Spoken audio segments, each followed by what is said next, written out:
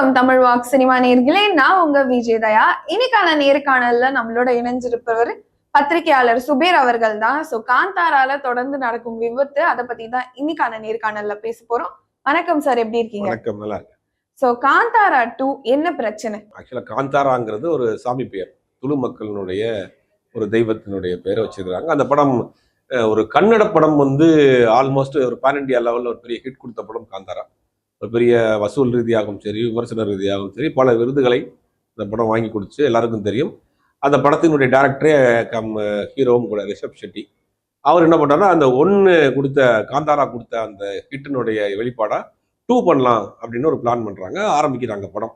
ஆரம்பித்ததிலிருந்து நிறைய தடங்கல்கள், நிறைய மரணங்கள் அப்படிங்கிற விஷயங்கள் போயிட்டு இருக்கு. இந்த மரணங்கள் எல்லாமே இயற்கையான மரணங்கள் தான், பெருசாக ஒன்றும் கிடையாது. ஒருத்தர் ஷூட்டிங் முடிச்சுட்டு ஹோட்டலில் இருக்கிறாரு, அவர் ஹார்ட் அட்டாக்ல இறந்து போறாரு. இவங்க ஒரு ஷூட்டிங் முடிச்சுட்டு ஒரு பரிசல்ல வர்றப்ப தான் அந்த ஹோல் டீமே அதை ஸ்கிப் ஆகி உள்ள வந்துடுறாங்க. அதுக்கு பிறகு அவங்கள காப்பாற்றிட்டு வராங்க. தொடர்ந்து இந்த மாதிரியான இடைஞ்சல்கள் நடந்துகிட்டே இருக்கு. அதை எல்லாரும் பல அபசகுனமாக சொல்றாங்க இண்டஸ்ட்ரியில. இந்த மாதிரி படம் இந்த காந்தாராங்கிறது ஒரு சாமி பேரு, அதுக்கு இந்த மாதிரியான படங்கள் பண்றப்ப சில விஷயங்கள்லாம் பண்ணணும், பூஜை புனஸ்காரங்கள்லாம் பண்ணணும், அதெல்லாம் பண்ணாமல் பண்றாங்க போல அப்படின்னு ஒரு தரப்பு பண்றாங்க. ஒரு தரப்பு இல்லை சேஃப்டி முக்கியம், அதை அவங்க பண்ணாமல் இருக்கிறாங்க அப்படின்னு.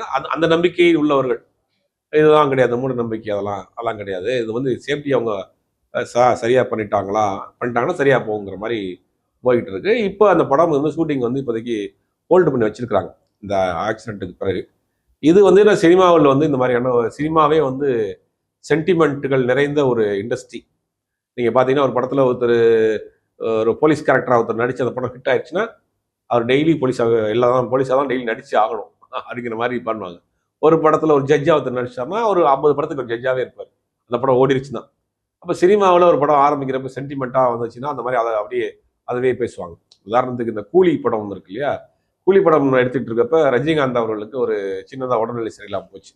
அமிதாப் பச்சன் ஹிந்தியில் பண்ணிட்டு இருக்கப்ப ஒரு ஆக்சிடென்ட் ஆயிடுச்சு அவருக்கு. அதனால அதே மாதிரி தமிழில் சரத்குமார் நடித்த படம் கூலி படம், அந்த படத்தில் நடிக்கிறப்ப அவருக்கு ஒரு சின்ன ஒரு ஆக்சிடென்ட் ஆச்சு. அதே மாதிரி இந்த கூலியில் ரஜினிகாந்த் நடிக்கிறப்ப அவருக்கு ஒரு பிரச்சனை வந்துருச்சு. இந்த சென்டிமெண்ட்டாக அந்த டைட்டிலே தப்பு அப்படின்னு கிளப்பி விட்டாங்க. அதுக்கு நல்லபடியாக படம் முடிஞ்சு படம் நல்லா இருக்குங்கிற மாதிரி டாக் வந்துட்டு ரஜினிகாந்த் கூட படம் பார்த்துட்டா இருக்கிற மாதிரி சொல்றாங்க. இப்போ என்னன்னா, இந்த சென்டிமெண்ட்டுங்கிறது சினிமாவில் ஒரு விஷயம்.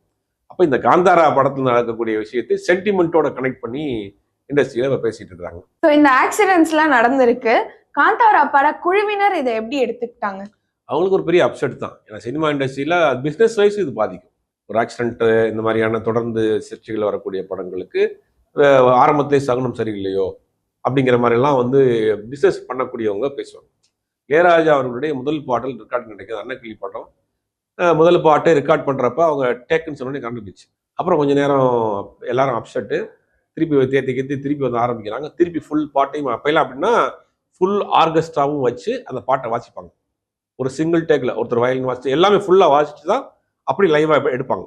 அப்படி ஃபுல்லாக எடுத்துட்டு போட்டு பார்த்தா ரெக்கார்ட் ஆகல. 2 இன்சிடென்ட்டு பேக் டு பேக் அப்படியும் நடக்குது. பஞ்சர்நாசலம் கூட சொல்லிட்டாங்க, முதல்ல சரியில்லை, இந்த மியூசிக் டேரக்டரை வச்சா நீங்கள் அவ்வளோதான், இந்த படமும் அவ்வளோதான் அப்படின்னு அவரை போட்டு பிரெயின் வாஷ் பண்ணுறாங்க. ஏற்கனவே இந்த படம் ஆரம்பிக்கும் போதே புது மியூசிக் டேரக்டரை வச்சு பண்ணாதீங்க அப்படின்னு நிறையா நெகட்டிவாக சொல்லிட்டு இருக்காங்க. இந்த படம் சாங் ரெக்கார்டிங் அப்போ இந்த மாதிரி சொல்கிறாங்க. 2 தடவை ஆயிடுச்சு, உனக்கு 2 வார்னிங் வந்துச்சு, நீ தப்பிச்சு போயிருதோட படத்தை எடுக்காத அப்படின்ற மாதிரி நிறைய பிரெயின் வாஷ் பண்றாங்க. அவர் சொல்றாரு, இந்த சென்டிமெண்ட்டுக்கெல்லாம் நான் மயங்க மாட்டேன், இளையராஜா தான் மியூசிக், அடுத்த தடவை ரெக்கார்டிங்கை போட்டுன்னு அடுத்த ரெக்கார்டிங்கை போட்டு சாங் ரெக்கார்ட் பண்றாங்க. இளையராஜாங்கிற இன்னைக்கு வரைக்கும் 40 வருஷமா அசைக்க முடியாத ஒரு மியூசிக் டைரக்டர் நீங்க நிக்கிறாரு. அந்த அன்னக்கிளி படமும் சூப்பர் டூப்பர் ஹிட். அப்ப சினிமாவில் இந்த சென்டிமெண்ட்டுங்கிறது பார்ப்பாங்க, தொடர்ந்து பார்க்கக்கூடிய நபர் தான். இந்த காந்தாரா படம் நீங்க அப்படி கூட எடுத்துக்கலாம். படத்துக்கு ஒரு தப்பான விஷயத்துக்கு போக நல்ல விஷயமா கூட எடுக்கிற மாதிரி நடந்துக்கலாம். இந்த விஷயத்தை பொறுத்த வரைக்கும் அவர் ஒருத்தர் யதார்த்தமா ஹார்ட் அட்டாக்ல இறந்துருக்காரு, ஒரு சின்ன ஆக்சிடென்ட் ஆயிருக்கு. அது ஷூட்டிங் முடிச்சுட்டு வர்றப்ப அந்த பரிசல்ல ஏதோ சம் மிஸ்டேக் ஆயிருக்கு, அதை தான் எடுத்துக்கிறமே வழிய இண்டஸ்ட்ரிக்குள்ளே ஆனால் இது இந்த மாதிரி பேச ஆரம்பிப்பாங்க. அந்த பேச்சு தான் இப்போ முழுவதும் தொடர்ந்து இந்த படத்துக்கு தடங்களாக வந்துட்டு இருக்கு அப்படிங்கிற ஒரு பேச்சு போயிட்டு இருக்கு. பிசினஸ் ரீதியா பாதிக்கும்னு சொன்னீங்க, எந்த மாதிரி? டிஸ்ட்ரிபியூட்டர்ஸ் படம் பார்க்குறப்ப வாங்குறதுக்கு யோசிப்பாங்க, இந்த படம் எப்படி இருக்கோ, ஆரம்பத்தில் இந்த படம் சென்டிமெண்ட் சரியில்லை அப்படிங்கிற ஓடிடி தளங்கள் வாங்கிடுவாங்க. ஏன்னா அவங்களுக்கு ஆல்ரெடி இந்த படம் காந்தாரா படம் வாங்கி பெரிய லாபம், பெரிய அளவில் கலெக்ஷன் கொடுத்த படம்.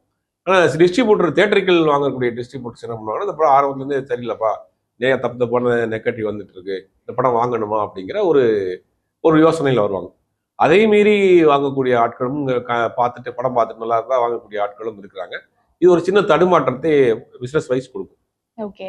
ரிஷப் ஷெட்டிக்கும் ஏதோ ஒரு விபத்து, ஆனா ஜஸ்ட்ல தப்பிச்சிட்டாரு அப்படின்ற மாதிரி செய்தியில ஒரு ஷூட்டிங் முடிச்சுட்டு ஒரு படகு மாதிரி ஒரு இடத்துல இருந்து இன்னொரு இடத்துல வந்திருக்காங்க. ரிஷப் ஷெட்டி மட்டும் கிடையாது, டோட்டலாவே அப்படியே படகு அங்க இருந்து கவுந்துருச்சு. ஆனா நல்ல வேலைக்கு எல்லாரும் தப்பிச்சுட்டாங்க வச்சுங்க. ஆனா அது ஒரு கொஞ்சம் ஹெவியா இருந்ததுன்னா ரிஷப் ஷெட்டிக்கு பெரிய அளவுல பாதிப்பு ஏற்பட்டுருந்தாங்க. ஒரு மயிரிழையில் உயிர் தப்பினார்ன்றாங்களே, அந்த மாதிரி ஒரு நெக் டு நெக் ஏதோ ஒரு பிரச்சனையில இருந்து தப்பிச்சிருக்காரு. அது ஒரு பெரிய விஷயமா தான் பேசப்படுறாங்க இண்டஸ்ட்ரியில. ஓகே. சோ காந்தாரா ஒரு தெய்வ படம், அதனால தெய்வம் கோச்சுக்கிட்டாங்கன்னு ஒரு பக்கம் சொல்றாங்க. சோ தமிழ்ல அப்படி பார்த்தா நிறைய அம்மன் படம் எல்லாம் வந்திருக்கு. சோ இந்த மாதிரி தெய்வ படங்களும் சர்ச்சைகளும் மாதிரி ஏதாவது இருக்கா? துர்கான்னு ஒரு படம் வந்துச்சு, ராமநாராயண் படம். அந்த படங்கள் என்ன பண்ணாங்க, அந்த படம் வர்றப்ப எல்லாம் ஒரு சாமி பாட்டுக்கு தியேட்டர்லயே பெண்கள் ஆட ஆரம்பிச்சிருவாங்க, சாமி ஆட ஆரம்பிச்சிருவாங்க. அப்ப என்ன பண்ணுவாங்கன்னா அங்க தியேட்டர்ல போய் விபூதி கொடுக்கறது, அந்த மாதிரியான வேலைகள்லாம் நடந்துச்சு அம்மன் பாட்டுக்கு. அந்த மாதிரி தான் இருக்குமே தவிர தமிழ்நாட்டில் அந்த மாதிரி நெகட்டிவ் அது நடந்ததில்லை. அது மாதிரி நடிகர்கள் நடிகைகளுமே நான் அம்மன் படத்துல நடிக்கிறேன், இப்ப கூட மூக்குத்தி அம்மன் 2 நடிச்சிட்டு இருக்காங்க. அதுக்காக நயன்தாரா விரதம்லாம் இருக்கிறதா கூட ஒரு செய்தி வந்துட்டு இருக்கு. அப்போ சினிமா, தமிழ் சினிமாவை பொறுத்த வரைக்கும் அந்த மாதிரியான பெருசா சர்ச்சைகள் வந்ததில்லை. இப்ப அந்த படத்தை பொறுத்த வரைக்கும் இந்த மாதிரியான முதல்ல அதே காந்தாரா தானே ஒன்று எடுத்திருக்காங்க, அதுல எந்த பிரச்சனையும் வரலையே. நீங்க அதே சென்டிமெண்ட் ப்ராப்ளமா இருந்தா நீங்க காந்தாரா லெவலே வந்திருக்கணுமே, காந்தாரா 2ல ஏன் வருது?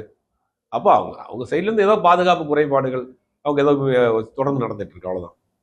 அதான் சார் நானே கேட்க வந்தேன். காந்தாரா 1ல வந்து வரவே இல்லை, படமும் நல்ல ஹிட். சோ இப்போ காந்தாரா 2ல வந்து இந்த மாதிரி பிரச்சனை வரப்போ இதோட ஹிட் பத்தி ஒரு கேள்விக்குறியா இருக்கா? இல்ல நீங்க இன்னைக்கு அதெல்லாம் தாண்டி கண்டென்ட் நல்லா இருந்ததுன்னா படம் ஓடிடும். இப்போ எத்தனையோ நடிகர்களுக்கு நெகட்டிவ் வந்த தப்பான நெகட்டிவான விமர்சனங்கள் வருது, அவங்களுடைய பர்சனல் கேரக்டரை பத்தி பேசுறாங்க, அவங்களுடைய ஃபேமிலி இஷ்யூஸை பத்தி பேசுறாங்க. ஆனா அதை தாண்டி படம் வந்துச்சுன்னா அவங்களுக்கு கண்டென்ட் நல்லா தான் ஓடிடுமே. இப்போ நீங்க சிவகார்த்திகேயன் எடுத்துக்கலாம். சிவகார்த்திகேயனுக்கு அமரனுக்கு முன்னாடி வரைக்கும் வரும்போது நிறைய விமர்சனங்கள் வந்துச்சு. அமரன்கிற ஒரு ஹிட் படம், பெரிய ஹிட் படம், அதெல்லாம் போயிடுச்சு, மறைஞ்சிருச்சுல. அப்போ அந்த கண்டென்ட் தான். நீங்க இந்த இத்தனை விமர்சனங்கள் இந்த படத்துக்கு, இத்தனை நெகட்டிவான விமர்சனங்கள், சென்டிமெண்டான விமர்சனங்கள் வச்சாலும் கூட கண்டென்ட் வைஸ் படம் நல்லா இருந்ததுன்னா படம் ஓடிடும், அவ்வளவுதான். அதை அதில் யாரும் கண்ட்ரோல் பண்ணவே முடியாது. இப்ப காந்தாரா படம் மொத்தமா டிராப் பண்ணிட்டாங்களா இல்ல தொடர வாய்ப்பு இருக்கா? இல்ல இப்போதைக்கு படத்தை வந்து ஹோல்டில் வச்சிருக்காங்க, ஒரு நாள் கேப் விட்டுருக்காங்க, அவ்வளவுதான். அந்த ஒரு வாரம் 10 நாள் கேப் விட்டுட்டு திருப்பி ஷூட் பண்ணுவாங்க. ஏன்னா பெருமளவில் இன்வெஸ்ட் பண்ணிட்டாங்க, ஆல்ரெடி ஒரு வெற்றிகரமான படம், ஓடிடி எல்லாம் கமிட் பண்ணி வச்சிருக்காங்க, பிசினஸ் வச்சு வச்சிருக்காங்கனால படத்தை டிராப்லாம் பண்ண மாட்டாங்க. இப்போதைக்கு அந்த படத்தை வந்து கொஞ்ச நாள் வந்து தள்ளி வச்சிருக்காங்க, அவ்வளவுதான். நிறைய பேர் வந்து இந்த காந்தாரான்னு இப்படி டைட்டில் வச்சதுனால தான் இந்த மாதிரி எல்லாம் நடக்குது அப்படின்னும் வந்து சொல்றாங்க. சோ டைட்டிலும் சர்ச்சையும் அந்த மாதிரி ஏதாச்சும் இருக்கா? இல்ல இந்த படத்துக்கா ஜென்ரலாவே நான் கேட்கறேன். டைட்டில்னா ஒரு சில சாதிகை பேரை வைக்கக்கூடாது. இந்த தக்லைஃப்கே வந்துச்சு, சண்டியர்னு ஒரு படம் வச்சாரு, அது நீங்க கமலஹாசன் படம், சண்டியர்னு டைட்டில் வச்சு அந்த படத்தை எடுத்தாரு. அன்னைக்கு இருக்கக்கூடிய ஒரு அரசியல் கட்சி தலைவர் சண்டியர்னு வைக்கக்கூடாது, சண்டியர்னா வந்து வந்து ஒரு வேற மாதிரி இருக்கு, இந்த படத்தை நான் ரிலீஸ் பண்ண விட மாட்டோம், போராட்டம் பண்ணுவோம், ஆர்ப்பாட்டம் பண்ணணும்னா சண்டியர் வந்து விரும்மாண்டியா மாறிச்சு பின்னாடி. அதே அரசியல் கட்சி தலைவர் தக்லைஃப் வந்து தக்லைஃப்ங்கிற பேரே தப்பா இருக்கு, இது வந்து ஒரு குறிப்பிட்ட இதால சொல்ற மாதிரி இருக்குன்னு சொல்லுவாங்க. டைட்டில்ல வந்து அந்த மாதிரி தான் வரும், சாமி படத்தை வைக்கக்கூடாதுன்னு இல்லை, இந்த ஒரு சில பேரை காயப்படுத்துற மாதிரி இருக்கு, ஒரு பேரை வைக்கக்கூடாது அப்படின்னு மாதிரி பண்ணுவாங்க. இந்த கல்லன் அப்படின்னு ஒரு படம் வந்துச்சு, இந்த எழுத்தாளர் சத்ரா தங்கராஜோடைய படம், அந்த படத்துக்கும் இந்த மாதிரி டைட்டில் மாத்துங்கன்னு ஒரு பிரச்சனை வந்துச்சு. அந்த மாதிரி சின்ன சின்ன பிரச்சனைகள் தான் வரும், அதெல்லாம் மாத்திடுவாங்க, அது ஒன்றும் பெருசாக வராது. இந்த மாதிரி சென்டிமெண்ட்டான டைட்டிலுக்காக சென்டிமெண்டா ஒரு பிரச்சனை வந்திருக்கு அப்படின்னா எனக்கு தெரிஞ்ச தமிழ் சினிமாவில் பெருசா ஒன்றும் இல்லை. சோ அத மீறி இப்போ காந்தாரா 2 தமிழ்நாட்டுல ரிலீஸ் ஆகுமா, வருமா, ஓடுமா? கண்டிப்பா வரும். படம் நல்லா இருந்தது, ஏன் காந்தாரா 2 இங்க ரிலீஸ் பண்ண யாரும் பார்க்க மாட்டேன்னு சொல்லியிருப்பாங்களா? காந்தாராவே பார்த்தாங்களே, படம் நல்லா இருந்தா பார்ப்பாங்க. அதனால வந்து படம் ரிலீஸ் ஆகிறதுக்கோ படம் பார்க்கறதுக்கோ எந்த தடங்களோ டிஸ்டர்பன்ஸோ வராது. முதல்ல படத்தை அவங்க கிளியரா பிரச்சனை எல்லாம் முடிச்சுட்டாங்கன்னா நல்லாவே போகும். பட் ஏற்கனவே சொன்ன மாதிரி டிஸ்ட்ரிபியூட்டர் சைட்ல இருந்து வேணா கொஞ்சம் தயங்குவாங்க வாங்குறது, இந்த படம்லாம் வாங்குவாங்க, ஏன்னா அவங்க கொஞ்சம் சென்டிமெண்ட் பார்க்கக்கூடிய நபராக இருந்து. மற்றபடி ஆடியன்ஸ் யாரும் சென்டிமெண்ட் பார்க்க மாட்டாங்க. தொடர்ந்து இந்த மாதிரி விபத்து நடந்துட்டு இருக்கும்போது இதுக்கு மேல நடக்காது அப்படின்னு சொல்லலாமா? இன்னும் கொஞ்சம் கவனமா இருக்கணும், அவ்வளவுதான். நடக்காது நடக்கும் அப்படிங்கிறது ரெண்டுமே சொல்ல முடியாது. நடக்காதுங்கிறது நம்ம உறுதி கொடுக்க முடியாது, நடக்கும் அப்படிங்கிறதுக்கான உறுதியும் கொடுக்க முடியாது. இனிமேல் அவங்க கொஞ்சம் கூடுதல் கவனமா இருப்பாங்க, கண்டிப்பாக அவங்க கொஞ்சம் பாதுகாப்போட தான் இருப்பாங்க.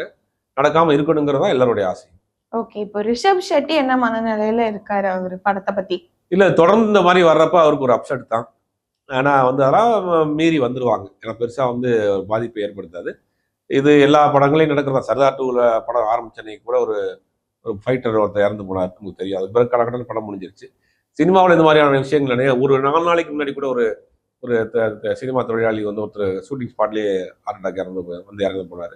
இதெல்லாம் வந்து இயற்கையாக நடக்கக்கூடிய விஷயம் தான். அது அவர் உடல் சார்ந்த விஷயம், சூழல் சார்ந்த விஷயம், நடிக்கக்கூடிய காட்சிகள் சார்ந்த விஷயம். அதனால படத்துக்கு பெருசா வராது. இந்த படத்துக்கும் அவர் ரிஷப் ஷெட்டிக்கு பெருசா ஒரு சின்ன ஒரு அப்செட் இருக்குமே தவிர அதெல்லாம் தாண்டி வந்துருவாரு. Okay sir. ஸோ காந்தாரா 2 கண்டிப்பா வரும் அப்படின்றத சொல்லியிருக்கீங்க. ஸோ பொறுத்திருந்து பார்ப்போம் எப்படி வருது என்ன அப்படின்றது. நேரத்துக்கு நன்றி. நன்றி.